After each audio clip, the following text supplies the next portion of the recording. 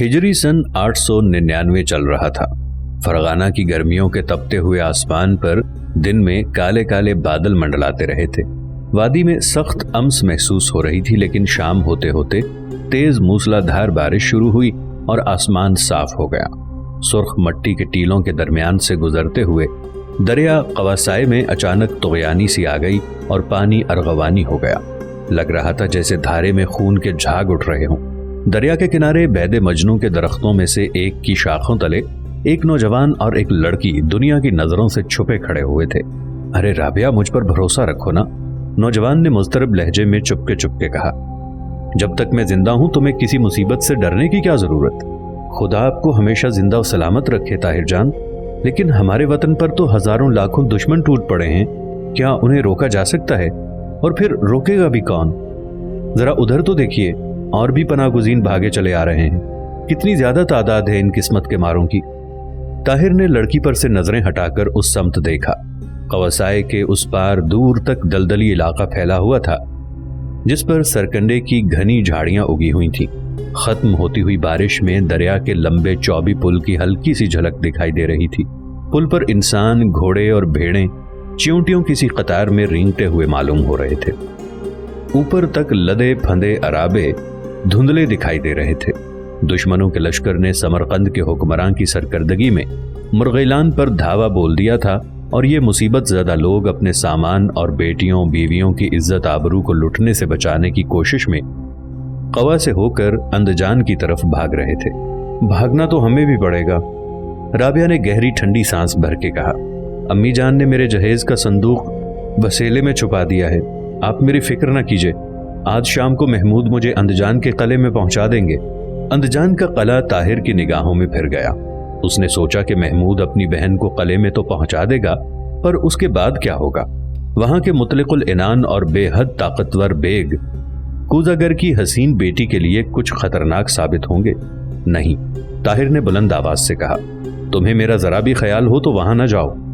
ताहिर की भीगी धारीदार कमीज के ऊपर कमर में खंजर लटका हुआ था। वो लड़की के चेहरे और शोखी से मामूर रहने वाली आंखों को, जिनमें उस वक्त खौफ और तशवीश करवटें ले रहे थे, देर तक तकता रहा। जाने को तो मेरा भी जी नहीं चाहता, लेकिन हो भी क्या सकता है, इतना तो खतरा है यहाँ। लड़की ने ताहिर से मुलाकात के लिए घर से निकलते वक्त उजलत में बाप के स्याह ऊनी चोगे ही को सर पर डाल लिया था। बारिश में भीग जाने के बाद ये चोगा खासा वजनी हो चुका था, इसलिए उसने इसे सर से खिसका कर शानों पर लटका लिया। इतने में उसके कुर्ते के गले का बंद खुल गया और ताहिर की निगाहें अचानक कुर्ते के गरिबान से झांकते सुर्ख सफेद मुसल्लस पर जमकर रह गईं। सब्ज सदरी 17 साला राबिया की नर्म नाजुक पतली कमर और उभरे हुए सीनों पर बिल्कुल कसी चिपकी हुई सी थी। ताहिर ने राबिया के साथ ही साथ परवान चढ़ते हुए वादी शबाब में कदम रखा था। ताहिर को अब कहीं जाकर पहली बार सही मानों में एहसास हुआ कि कितनी नाजुक व हसीन है राबिया, उसकी अपनी राबिया, और जैसा कि जाहिर था कितनी हवस हो सकती थी दूसरी सरजमीनों के बेगों और भाड़े के सिपाहियों को उसकी जैसी नाजुक हसीनाओं की। मौसम बहार में दोनों के वालिदैन ने उनकी मंगनी की रस्म अदा कर दी थी। ताहिर को राबिया उस मौके पर भी इतनी ज्यादा खूबसूरत नहीं मालूम हुई थी। शादी में अब बस रमजान शरीफ के गुजरने ही की तो देर रह गई थी। दोनों को यकीन था कि जल्द ही साथ रहने लगेंगे और वो राहत के ख्वाबों से पैदा होने वाली पुरसुकून और बेफिक्र जिंदगी गुजार रहे थे। लेकिन हवा इसके बिल्कुल बरअक्स। जंग की तेज आंधी कवा के दरवाजों को भड़बड़ाने लगी। दफतन ताहिर ने राबिया को भेजने की कोशिश की। चोगा जमीन पर गिर गया और फौरन ही ताहिर को एहसास हुआ कि वो कांप रही है, सर से पांव तक कांप रही है। इतनी बुज़दिल तो तुम कभी भी नहीं थी राबिया, ताहिर ने अपनी घबराहट पर काबू पाने की कोशिश करते हुए कहा। तुम्हें क्या हो गया है? मैंने बड़ा डरावना ख्वाब देखा है ताहिर, परवरदिगार हमें बलाओं से महफूज रखे। डरावना ख्वाब? मेरे बारे में? बताओ ना, क्या देखा? इसे जबान पर लाने की ताब नहीं। ख्वाबों में इंसान क्या क्या नहीं देखता, जो देखा हो बताओ भी, होने वाली बात होकर रहेगी। मैंने एक स्याह सांड को देखा, उसके खंजर जैसे सींग थे जिस पर उसने आपको उठा लिया। नहीं, और उसने अपना जिस्म ताहिर से बिल्कुल सटा दिया। जब भी ख्याल आता है रोंगटे खड़े हो जाते हैं। ताहिर ख्वाबों में यकीन रखता था और वो भी किसी बला के अंदेशे से मुतासिर हुए बगैर न रह सका। اس نے رابعہ کو اپنی باہوں سے آزاد کر دیا. ذرا تفصیل سے بتاؤ نا, مجھے سانڈ نے سینگوں پر اٹھا لیا تو کیا خون بھی دیکھا تھا تم نے؟ ہاں دیکھا کہ خون کا فوارہ پھوٹ نکلا. طاہر نے اطمینان کی سانس لی. اگر ایسا ہوا تو ڈرنے کی کوئی وجہ نہیں. خواب میں خون دیکھنا اچھا شگون ہے. ابا جان ہمیشہ یہی کہتے ہیں, خدا کرے ایسا ہی ہو. ناظرین, آگے بڑھنے سے پہلے کامنٹ سیکشن میں ہمیں اپنی آراء سے ضرور آگاہ کیجیے گا کہ آپ کو ہماری یہ سیریز کیسی لگ رہی ہے. آئندہ آنے والی اقساط سے باخبر رہنے کے لیے ہمارے چینل کو سبسکرائب کر لیں اور ساتھ موجود بیل آئیکن کو ضرور کلک کر لیں. شکریہ. طاہر جان, اگر آپ اندجان نہ جائیں گے تو میں بھی نہ جاؤں گی. کچھ ہونا ہی ہے تو یہی ہو, کم از کم ہم ساتھ تو ہوں گے. بارش کے قطرے بید مجنوں کی پتیوں سے چھن چھن کر نیچے گر رہے تھے. پھوار کبھی کبھی لڑکی کی لمبی لمبی پلکوں پر بھی پڑ جاتی تھی. طاہر کو لگا کہ رابعہ رو رہی ہے. ارے رابعہ, میرے لیے کیوں کڑتی ہو؟ میں ٹھہرا معمولی کسان. سورج نکلتے اور آسمان صاف ہوتے ہی بیلوں کو لے کر کھیت پر چلا جایا کروں گا, فصل کاٹوں گا. مجھ سے کسی کو کیوں پرخاش ہوگی؟ میں کس کا دشمن ہوں؟ رہے دشمن تو مجھے ان سے کیا سروکار. ارے ہاں, مجھے یاد آ گیا, اندجان کے قلعے میں تو تمہاری سگی پھوپھی رہتی ہے نا, تم انہی کے ہاں چلی جاؤ. اندجان میں تو آپ کے بھی ایک رشتہ دار رہتے ہیں, ہم لوگ ساتھ ہی کیوں نہ چلیں؟ طاہر خیالوں میں کھو گیا. ہاں, مامو جان فضل الدین اندجان ہی میں تو رہتے ہیں. میرے عمارت ہیں, قوا میں بھی ان کی شہرت ہے. دریا پر یہ سامنے والا چوبی پل انہی کے نقشے کے بموجب تو تعمیر کیا گیا تھا. اور جب اندجان میں ان کی نگرانی میں تعمیر کیا جانے والا دیوان خانہ, جسے گل بوٹوں اور نیلگوں چکنے ٹھیکروں کی پچیکاری سے آراستہ کیا گیا تھا, مرزا عمر شیخ کو پسند آ گیا تھا تو مامو جان کتنے مشہور ہو گئے تھے. طاہر یقینی طور پر سن چکا تھا. عمر شیخ نے خوش ہو کے انہیں ایک قدم باز گھوڑا اور اشرفیوں سے بھری ایک تھیلی عطا کی تھی, اور یہ کہ وہ قلعے میں نہیں بلکہ شہر کے باہر بڑے عیش و آرام سے اکیلے رہتے ہیں. فضل الدین مامو جب قوا میں رہتے تھے تو اسے پڑھنا لکھنا سکھایا کرتے تھے. اب وہ ان کے ہاں پناہ لینے کے لیے پہنچ جائے تو یقیناً اسے اپنے سائے میں رکھ سکتے ہیں. لیکن ضعیف والدین کو اس کے اس فیصلے کا علم ہوگا تو جانے کیا کہیں. وہ اکلوتا بیٹا ہے, ہو سکتا ہے کہ والدین اسے جانے ہی نہ دیں, اور اچانک اندجان جانے کا اصل سبب بتانا کچھ اچھا نہیں لگتا. تو کیا وہ محمود سے کہے کہ اس معاملے میں ابا جان سے بات کر لیں؟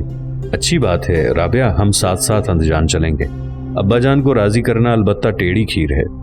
تمہارے محمود بھائی گھر پر ہیں کیا؟ کہیں گئے تھے, لیکن کہا تھا کہ افطار کے وقت تک لوٹ آئیں گے. کیا بات ہے؟ ان سے کہنا کہ روزہ افطار کرنے کے بعد ہمارے ہاں آ جائیں, مجھے کچھ باتیں کرنی ہیں. ٹھیک ہے, کہہ دوں گی. رابعہ نے اپنا چہرہ طاہر کے چوڑے چکلے سینے میں چھپا دیا اور اس سے چمٹ کر بولی, خدا کرے ہم کبھی بھی جدا نہ ہوں. اور دوسرے ہی لمحے طاہر سے الگ ہو کر بید مجنوں کی شاخوں کے نیچے سے نکل گئی. دریا کنارے اس کی چھوڑی ہوئی تانبے کی گاگر پر بارش کے قطروں کی ٹپ ٹپ صاف سنائی دے رہی تھی. گاگر کو دیکھتے ہی رابعہ کو یاد آ گیا کہ دراصل وہ پانی بھرنے ہی تو آئی تھی اور اب گاگر کو بھر کے گھر لوٹنا چاہیے. رواج کے مطابق منگنی کے بعد لڑکا اور لڑکی چوری چھپے ملاقات کر سکتے تھے. رابعہ دریا کے کنارے سے دور نکل گئی تو طاہر بھی اس جگہ سے باہر آ گیا جہاں وہ دونوں چھپے کھڑے تھے. اچانک اسے رابعہ کا ڈراؤنا خواب یاد آیا اور اس کا دل کسی بلائے ناگہانی کے اندیشے سے بے چین ہو اٹھا. اس سال رمضان کا مہینہ اس زمانے میں آیا تھا جب قیامت کی گرمی پڑ رہی تھی. تپتے ہوئے دنوں میں پیاس کی شدت روزے داروں کو بہت پریشان کرتی تھی, اس لیے وہ نماز مغرب کا وقت ہونے کے بے چینی سے منتظر رہتے تھے. آخر کار قوا کی مسجد کے مینار سے مؤذن نے اذان دی. جنگ اپنی جگہ پر تھی لیکن کھانا پینا بہرحال ضروری تھا, اور لوگ شام کو دسترخوان پر بیٹھ کر کچھ ہی دیر کے لیے کیوں نہ صحیح دنیا کے باقی سارے جھمیلوں کو طاق پر رکھ دیا کرتے تھے. طاہر اپنے بوڑھے والدین کے ساتھ کھانا کھا رہا تھا. فضا میں گرم گرم نانوں اور سردوں کی خوشبو بسی ہوئی تھی. نانیں بھی ذائقے دار تھیں اور دہی پڑا ہستاوا بھی. طاہر اپنے اندجان جانے کی بات چھیڑنا ہی چاہتا تھا لیکن ہچکچاہٹ محسوس کر رہا تھا. اتنے میں کسی نے چابک کے دستے سے پھاٹک کو کھٹکھٹایا. کچی دیوار کے پاس لیٹا ہوا بوڑھا دوغلا کتا زور زور سے بھونکنے لگا اور طاہر جلدی سے اٹھ کھڑا ہوا. ذرا احتیاط برتنا, اس کے باپ نے دبی دبی آواز سے تنبیہ کی. پہلے پوچھ لینا کہ ہے کون. بارش تو تھم چکی تھی لیکن کالے کالے بادل اب بھی چھائے ہوئے تھے, اس لیے شام کی تاریکی بہت بڑھ گئی تھی. طاہر پھاٹک کے قریب پہنچ چکا تھا. کون ہے؟ اس نے پوچھا. کتے نے دوبارہ بھونکنا شروع ہی کیا تھا کہ باہر سے کسی نے بآواز بلند کہا, ارے طاہر یہ تم ہو؟ दरवाजा खोल दो, मैं हूं तुम्हारा मामू। अभी खोलता हूं मामू जान, ताहिर ने कहा और घर की तरफ रुख करके आवाज दी, अरे अम्मी जान, फजलुद्दीन मामू आए हैं। फिर उसने जल्दी से कुंडी खोल दी। बूढ़े और बुढ़िया ने घर के बाहर निकलकर फाटक के पास खड़े ही खड़े अपने करीबी अजीज से बड़े तपाक के साथ साहिब सलामत की और देर तक खैर आफियत दरियाफ्त करते रहे। ताहिर भी बाहर निकल आया।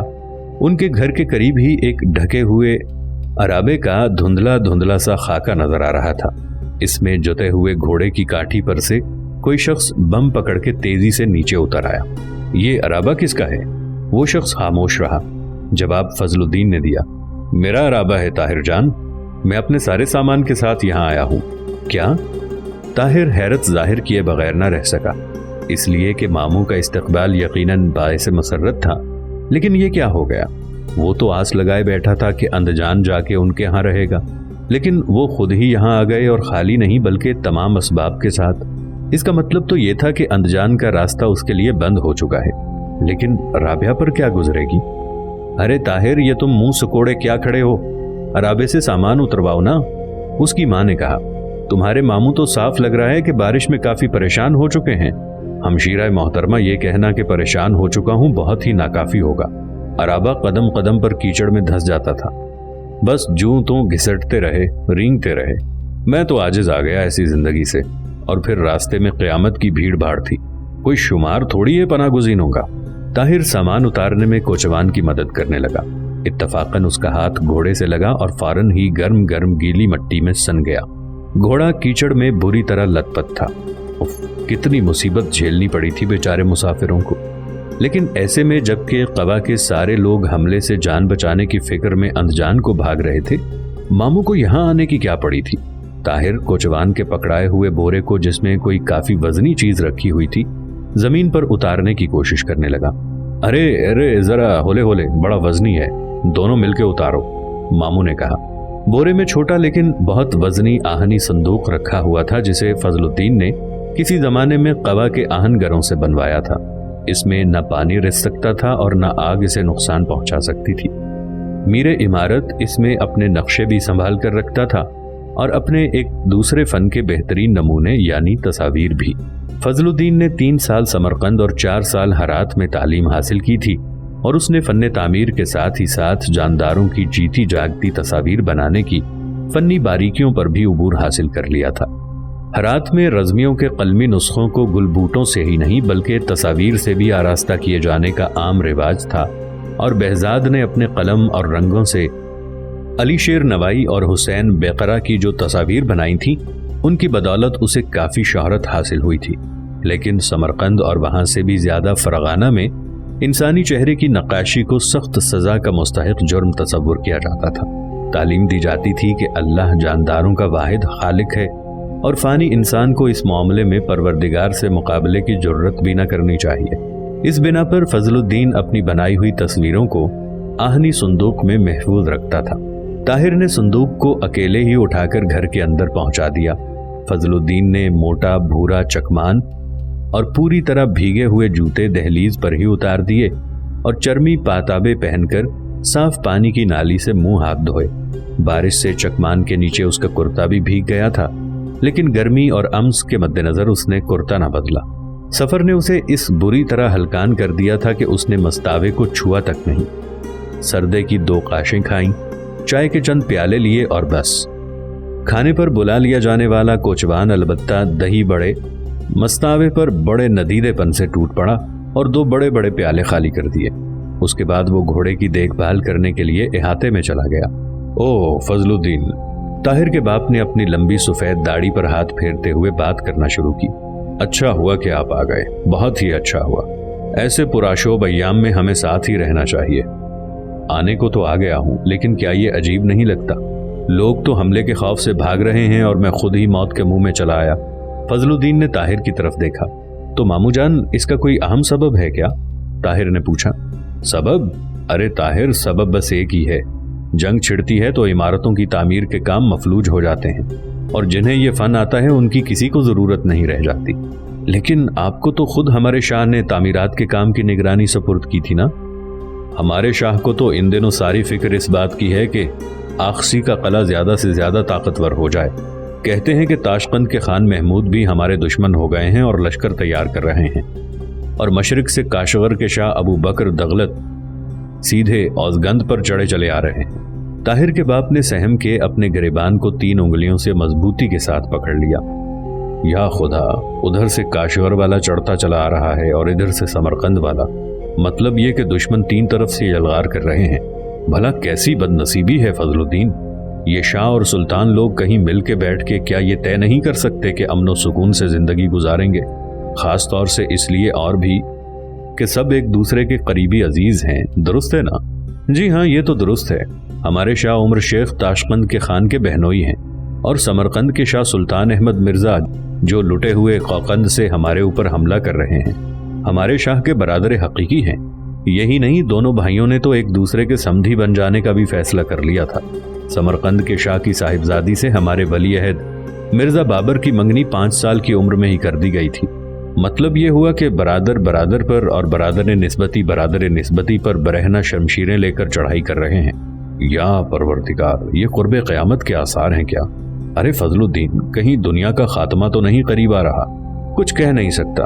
ہاں، یہ ضرور جانتا ہوں کہ لڑتے جھگڑتے تو یہ لوگ ہیں، اور مصائب اور مظالم کے پہاڑ دوسروں کے سروں پر ٹوٹتے ہیں، آپ اور ہم جیسوں کے سروں پر۔ گویا ہمارا نصیب ہی ٹیڑھا ہے۔ جی ہاں، نصیب سیدھا نہ ہو تو جینا مشکل ہو جاتا ہے۔ فضل الدین نے جیسے اپنے ہم کلام کی بات سنی ہی نہ ہو اور اپنے خیالات کی رو میں بہہ نکلا۔ میں دل میں کیسے کیسے خوابوں کو بساتے ہوئے ہرات سے واپس لوٹا تھا۔ اپنے فرغانہ میں اتنے ہی خوبصورت مدرسے تعمیر کرنا چاہتا تھا جتنے کہ سمرقند اور ہرات کے ہیں۔ شاہ اور سلطان ہمیشہ زندہ نہیں رہتے، ہمیشہ زندہ رہتا ہے الغ بیگ کا مدرسہ، نوائی کا خمسہ، اور ایسی ہی دوسری یادگاریں۔ فضل الدین نے کہنے کو تو یہ کہہ دیا، لیکن اپنی بات سے خود ہی سہم گیا اور جلدی سے رخ موڑ کے دروازے کی طرف دیکھا۔ ماموں درباریوں کے درمیان زندگی گزارنے کے عادی ہو چکے ہیں، مخبروں سے ہوشیار رہتے ہیں۔ طاہر نے سوچا، ارے ماموں جان، آپ اپنی بات جاری رکھیے، یہاں کوئی غیر نہیں ہے، آخر آپ انجان میں کیوں نہ ٹھہر سکے؟ فضل الدین نے فوری طور پر جواب نہ دیا، وہ خیالوں میں غرق ہو گیا۔ گزشتہ شام کو فضل الدین پڑوس کی گلی میں رہنے والے اپنے خوشنویس دوست کے ہاں گیا ہوا تھا تو خود اس کے گھر میں کچھ اجنبی افراد داخل ہو گئے۔ انہیں دیکھتے ہی کتا بھونکنے لگا تو اس کے انہوں نے ٹکڑے ٹکڑے کر دیے اور گھر میں موجود نوجوان نوکر کی، جو کوچوان کی حیثیت سے قوا آیا تھا، مشکیں باندھ کر منہ میں کپڑا ٹھونس دیا۔ پھر ان لوگوں نے سارے گھر کو چھان مارا اور جب انہیں آہنی صندوق مل گیا تو کلہاڑے سے اس کا قفل توڑنے لگے۔ فضل الدین کے گھر سے ملحق دائیں اور بائیں جانب کے گھروں میں دم توڑتے ہوئے کتے کی دردناک چیخ سنائی دی گئی۔ ان پڑوسیوں نے تاڑ لیا کہ ضرور کوئی ایسی ویسی بات ہے، اور ان میں سے ایک اپنے احاطے سے دبے پاؤں نکل کر گلی میں پہنچا تو اسے درخت کے نیچے ایک شخص 4 گھوڑوں کی لگامیں تھامے کھڑا نظر آیا۔ پڑوسی اس شخص کے چہرے کو نہ دیکھ سکا کیونکہ سیاہ نقاب پڑی ہوئی تھی اور صرف آنکھیں ہی چمک رہی تھیں، لیکن فضل الدین کے گھر کے اندر سے دھات کے دھات سے ٹکرانے کی زوردار جھنجھناہٹ مسلسل ابھر رہی تھی۔ پڑوسی لپک کے خوشنویس کے ہاں پہنچا، جہاں سے فضل الدین بھاگا بھاگا گھر آیا۔ وہ اندر داخل ہوا تو نامعلوم افراد وزنی صندوق کا قفل توڑنے میں آخر کار کامیاب ہو چکے تھے۔ مالک مکان کو دیکھتے ہی ان میں سے 2 تو کھڑکی توڑ کر باہر کود گئے اور تیسرا باہری دروازے کی طرف لپکا۔ ٹھہر جا بدماش، فضل الدین نے للکارا، لیکن ریچھ جیسے ہٹے کٹے نوجوان، وہ بھی نقاب پوش ہی تھا، نے اسے زور سے شانہ مار کر دھکیل دیا اور بھاگتا ہوا گلی میں پہنچ گیا۔ ڈاکو آنن فانن گھوڑوں پر سوار ہو کے بھاگ کھڑے ہوئے اور گھپ اندھیرے میں ان کا کوئی سراغ نہ مل سکا۔ فضل الدین کھلے ہوئے صندوق پر جھک کر اندر دیکھنے لگا۔ طاق پر رکھی ہوئی شمع کی مدھم روشنی میں نظر آ رہا تھا کہ ڈاکو صندوق کو چھان مارنے میں کامیاب ہو گئے تھے۔ عمارتوں کے نقشے کہیں کہیں سے مڑے ہوئے تھے اور شاہ فرغانہ کی عطا کی ہوئی اشرفیوں کی تھیلی غائب تھی، لیکن فضل الدین کو سونے کی اتنی فکر نہ ہوئی جتنی ایک دوسری بات کی۔ اس خفیہ خانے کا کیا حشر ہوا جس میں اس کی بنائی ہوئی تصاویر رکھی تھی؟ خدا نہ خواستہ وہ لوگ اسے کھولنے میں کامیاب ہو گئے ہوں تو؟ اس نے جلدی جلدی کاغذات کا سارا انبار صندوق سے باہر نکال کے اس کے پیندے پر لگے اور خوب چمکتے ہوئے آہنی چوکٹے کو بائیں جانب کھسکایا اور اندرونی قفل دکھائی دینے لگا۔ فضل الدین نے مڑ کے ادھر ادھر نظریں دوڑائیں۔ گھر میں اس وقت اور کوئی بھی نہ تھا۔ پڑوسی احاطے میں نوکر کی مشکیں کھولنے میں مصروف تھے۔ اس نے اپنے چوغے کی اندرونی جیب سے چھوٹی سی کنجی نکال کر خفیہ قفل میں لگائی، ڈھکن کو دھیرے سے اٹھایا۔ یہ رہی اس کی تصاویر کاغذات میں لپٹی ہوئی۔ اسے یہ تک یاد تھا کہ تصاویر کس ترتیب سے رکھی ہوئی ہیں۔